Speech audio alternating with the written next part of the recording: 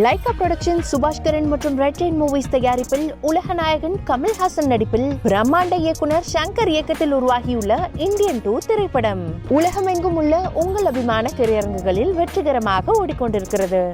தங்கம், வெள்ளி மற்றும் பிளாட்டினத்துக்கான இறக்குமதி வரியை மத்திய நிதியமைச்சர் நிர்மலா சீதாராமன் குறைத்து அறிவித்திருக்கிறார். இதன் எதிரொலியாக தங்கத்தின் விலை ஒரே நாளில் இரண்டாவது முறையாக குறைந்துள்ளது.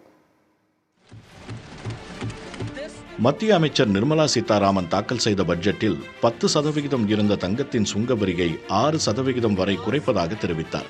வெள்ளிக்கும் இதேபோல 6%, பிளாட்டினத்திற்கு 6.4%, வரி குறைக்கப்பட்டுள்ளது. Precious metals. To enhance domestic value addition in gold and precious metal jewelry in the country, I propose to reduce customs duties on gold and silver to 6%. and that of platinum to 6.4%. அதன் எதிரொலியாக தங்கம் விலை அதிரடியாக குறைந்துள்ளது. காலையில் 22 carrot தங்கம் விலை கிராமுக்கு 15 ரூபாய் குறைந்த நிலையில் மாலையில் மீண்டும் 260 ரூபாய் குறைந்துள்ளது. சென்னையில் 22 கேரட் ஆபரண தங்கத்தின் விலை சவரனுக்கு 52,400க்கு விற்பனை செய்யப்படுகிறது. 18 கேரட் தங்கம் 1 கிராமுக்கு 213 ரூபாய் குறைந்து 5,365 ரூபாய்க்கும், சவரனுக்கு 1,704 குறைந்து 42,920 ரூபாய்க்கும் விற்பனை செய்யப்படுகிறது. வெள்ளி விலையும் 1 கிராம் 3 ரூபாய் 50 காசு குறைந்து 92 ரூபாய் 50 காசுக்கும், 1 கிலோ வெள்ளி 92,500 ரூபாய்க்கும் விற்பனை செய்யப்படுகிறது. தங்கம் விலை குறைந்துள்ளதால் அதை வாங்க மக்கள் அதிக ஆர்வம் காட்டுவார்கள் என தங்க நகை வியாபாரிகள் சங்கத்தின் தலைவர் ஜெயந்திலால் சலானி தெரிவித்துள்ளார்.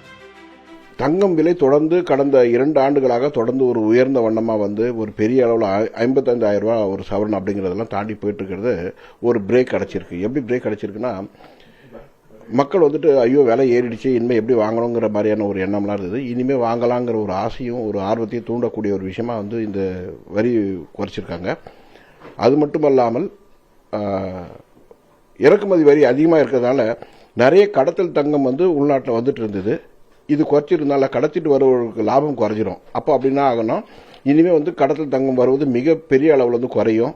அதன் மூலமாக நியாயமாக தொழில் செய்யக்கூடியவர்களுக்கு சவாலாக இருந்த கடத்தல் தங்கம் தடுத்து நிறுத்தப்பட்டாலே நியாயமான விற்பனை செய்பவர்களுக்கு ஒரு நல்ல விஷயமா இருக்கும். காரணம் என்னன்னா, கடத்திட்டு வரவங்க குறைந்த விலையில் மார்க்கெட்டில் வித்துட்டு போயிடுறாங்க.